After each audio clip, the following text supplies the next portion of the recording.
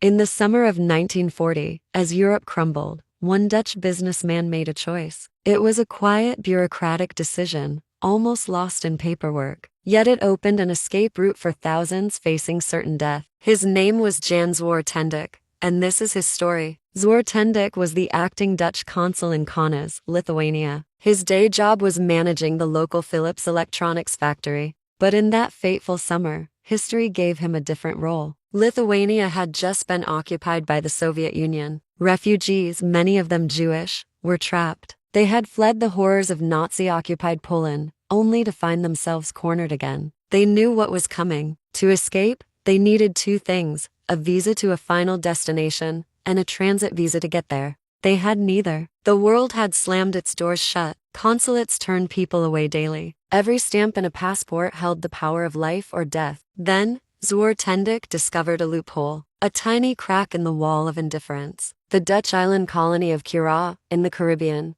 didn't technically require an entry visa. It only required the governor's permission to land, a detail almost never mentioned on official documents. So Zwartendijk began writing a single, simple sentence in passports: "No visa is required for entry into Cura." It was technically true. It was also profoundly revolutionary. That one line transformed people with no future into people with a destination. He didn't ask if they were Jewish. He didn't ask for money. He just wrote, and wrote, and wrote again, day after day. A line of desperate people snaked outside his office, clutching worthless passports. Inside, Zwartendijk stamped and signed, knowing he was overstepping his authority, possibly risking his own freedom. But a destination visa wasn't enough. They still needed to cross the Soviet Union to get out of Europe. And this is where the second link in the rescue chain appeared. Armed with Zwartendijk's Cura visas, the refugees went next door, to the Japanese consulate. There, another man, Shiun Sugihara, now had the legal pretext he needed to issue transit visas for Japan.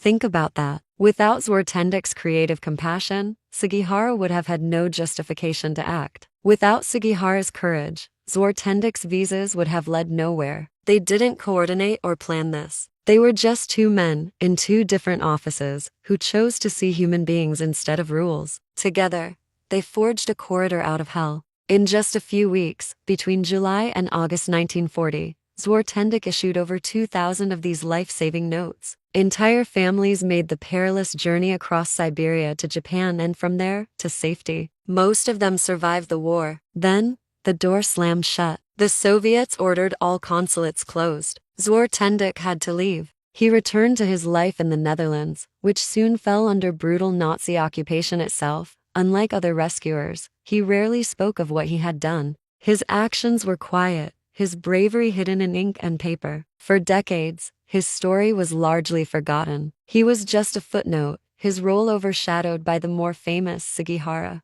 It was the survivors themselves who, years later, began piecing together their incredible escape. They traced the path back and found that it all started with that Dutch consul in Kaunas, the man they called Mr. Philips Radio. They nicknamed him the Angel of Cura. In 1997, long after his death, Israel honored Jan Zwartendijk as one of the righteous among the nations. He never lived to see the recognition, but he didn't act for fame or awards. He acted because he understood a simple truth. Sometimes, survival depends not on a grand gesture, but on one person's willingness to bend a rule, to write a sentence instead of saying no. He didn't shout or command. He just wrote a line in a passport. And because he did, thousands of lives were saved, and countless generations were born. A quiet act of defiance that echoes through history, reminding us that sometimes the most powerful weapon we have is compassion. Thanks for watching. If this story moved you, please like and subscribe for more stories of hidden heroes.